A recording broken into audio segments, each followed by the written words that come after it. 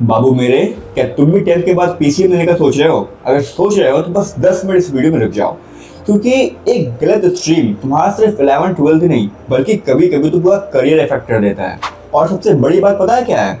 कि हर साल वैसे तो हजारों स्टूडेंट्स पीसीएम लेते हैं और फिर लेने के बाद रिग्रेट करते हैं। अब रिग्रेट क्यों कर रहे हैं? पीसीएम टफ है क्या, या उनसे क्वेश्चन नहीं हो पा रहे?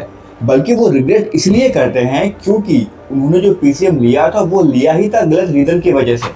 अरे किसी ने दोस्तों के कहने पे ले लिया, तो किसी ने रिलेटिव्स के प्रेशर में आके ले लिया, तो किसी के 10th में 90% आए थे बस इसलिए पीसीएम ले लिया। अरे भाई, ऐसे थोड़ी तुम स्ट्रीम डिसाइड करते हो। और बाबू, अगर तुम भी कुछ ऐसी गलती करने वाले हो तो इस वीडियो को बिल्कुल स्किप मत करना, क्योंकि इस वीडियो के एंड में हम एक ऐसे फॉर्मूले के बारे में बात करेंगे जिससे कि तुम खुद ब खुद डिसाइड कर सकते हो कि तुम्हारे लिए कौन सा स्ट्रीम बेस्ट है।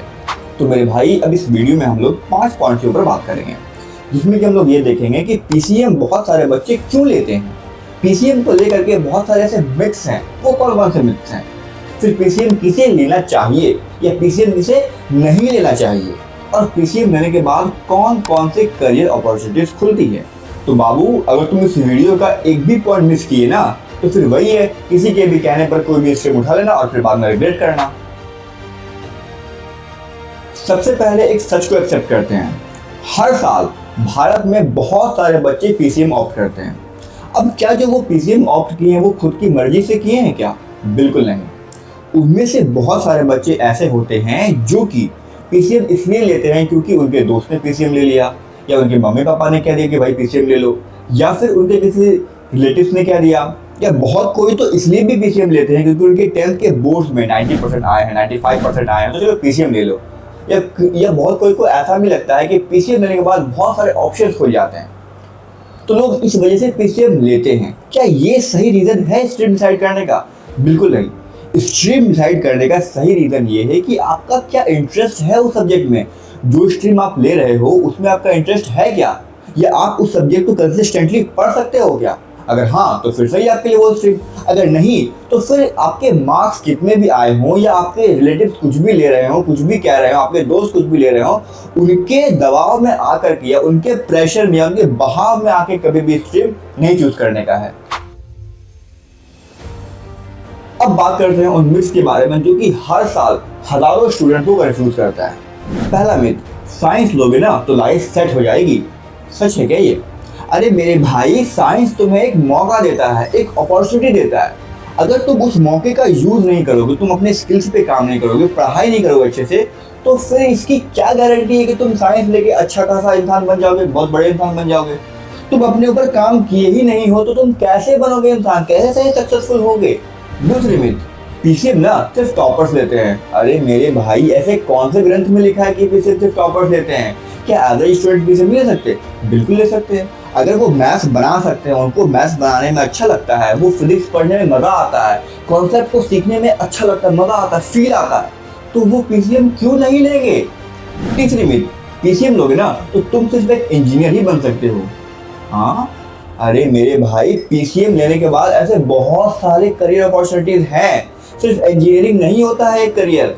और इस बारे में हम लोग इस वीडियो में आने वाले सेक्शन में बात करने वाले हैं कि कौन कौन से करियर अपॉर्चुनिटीज मिलते हैं तुम्हें पीसीएम लेने के बाद। अब बात करते हैं सबसे इंपॉर्टेंट क्वेश्चन के बारे में कि पीसीएम किसे लेना चाहिए। तो इसका जवाब ढूंढने के लिए तुम पहले मेरे 2-4 सवाल का जवाब दो। पहला क्वेश्चन, कि तुम जब 9th में 10th में मैथ सॉल्व करते थे तो क्या तुम्हें मैथ सॉल्व करने में मजा आता था क्या? दूसरा क्वेश्चन, जब तुम साइंस का या फिजिक्स का कोई कॉन्सेप्ट को पढ़ते थे तो उस कॉन्सेप्ट को पढ़ने के बाद क्या तुम्हें कुछ फील आता था? हाँ भाई, ये ऐसा हो रहा है, ऐसे फील आता है, मतलब उसको रियल लाइफ से तुम रिलेट कर पाते थे क्या? तीसरा क्वेश्चन, कि तुम कंसिस्टेंटली हर दिन 1 घंटा 2 घंटा किसी एक सब्जेक्ट को दे सकते हो क्या? चौथा सवाल, क्या तुम डिसिप्लिन मेंटेन कर सकते हो प्रेशर में भी? अगर इन 4 सवाल में से किसी 3 सवाल का जवाब तुम्हारा हाँ है तो फिर पीसीएम तुम्हारे लिए बिल्कुल बेस्ट है। अगर नहीं है हाँ तो फिर पीसीएम तुम्हारे लिए एकदम नहीं है। अब बात करते हैं उतनी ही इंपॉर्टेंट चीज के बारे में कि फिर पीसीएम किसे अवॉइड करना चाहिए। तो देखो, अगर तुम सिर्फ अपने रिलेटिव को इम्प्रेस करने के लिए पीसीएम ले रहे हो, यार पीसीएम लेते थोड़ा फैसिनेटिंग होगा, या फिर तुम किसी दोस्त को देख करके ले रहे हो कि तुम्हारा दोस्त पीसीएम ले रहा है, चलो हम भी पीसीएम ले लेते हैं, या फिर तुम इसलिए पीसीएम ले रहे हो कि यार देखते हैं, अभी तो मैथ्स में उतना इंटरेस्ट नहीं बन पा रहा है, थोड़ा सॉल्व करेंगे तो मैथ्स में इंटरेस्ट आ जाएगा, तो ठीक है पीसीएम ले लेते हैं। अगर तुम ऐसे कारण की वजह से पीसीएम ले रहे हो तो फिर से मैं कहूँगा तुम एक बार सोच लो, ऐसे डिसाइड नहीं होता है स्ट्रीम। यह तुम खुद सोचो ना कि तुम क्लास 1 से मैथ्स पढ़ रहे हो, 1 से 10 तक मैथ्स पढ़ रहे हो, तो तुम्हें 10 साल में मैथ्स इंटरेस्टिंग नहीं लगा तो तुम्हें 2 साल में कैसे इंटरेस्टिंग लग सकता है ऐसा पॉसिबल क्या? बिल्कुल पॉसिबल नहीं है ऐसा। अब बात करते हैं आज की इस वीडियो की सबसे इंपॉर्टेंट चीज के बारे में कि पीसीएम लेने के बाद क्या सिर्फ इंजीनियर ही बनते हैं क्या? ना, बिल्कुल नहीं। ये सबसे बहुत बड़ी मिथ है लोगों की। तो आओ इस मिथ को तोड़ते हैं। देखो, पीसीएम लेने के बाद तुम इंजीनियर तो बनते ही हो, ये बहुत फेमस डिग्री है, बट इंजीनियर्स के अलावा तुम और क्या बनते हो? जैसे तुम इंजीनियर्स के अलावा तुम आर्किटेक्चर बन सकते हो, तुम डिफेंस में काम कर सकते हो, टेक्नोलॉजी में काम कर सकते हो, डेटा साइंटिस्ट बन सकते हो, एआई का काम कर सकते हो, उसके बाद तुम रिसर्च में काम कर सकते हो, मर्चेंट नेवी बन सकते हो, पायलट बन सकते हो, तुम स्टैट्स में काम कर सकते हो, इकोनॉमिक्स में काम कर सकते हो, स्टार्टअप फंडिंग कर सकते हो, एंटरप्रेन्योरशिप बन सकते हो, एंटरप्रेन्योर बन सकते हो, और ये लिस्ट और भी लंबी हो सकती है। इसीलिए पीसीएम को सिर्फ इंजीनियरिंग की स्ट्रीम समझना बिल्कुल गलत है। हाँ, तो हमें अब ये जानना है कि तुम खुद से ये कैसे डिसाइड कर सकते हो कि तुम्हारे लिए कौन सा स्ट्रीम बेस्ट है। अब देखो, अगर तुम्हारे मन में कोई गोल है कि तुम्हें फ्यूचर में डॉक्टर बनना है, इंजीनियर बनना है, सीए बनना है, आईएएस बनना है, आईपीएस बनना है, तो फिर उस गोल के लिए, उस प्रोफेशन के लिए जो भी स्ट्रीम बेस्ट है तो वो स्ट्रीम ले लो। अगर तुम्हारा गोल डिसाइडेड नहीं है कि तुम्हें फ्यूचर में क्या करना है, तो तुम्हें क्या करना होगा? अब देखो, 3 स्ट्रीम अपने पास, साइंस, कॉमर्स और आर्ट्स।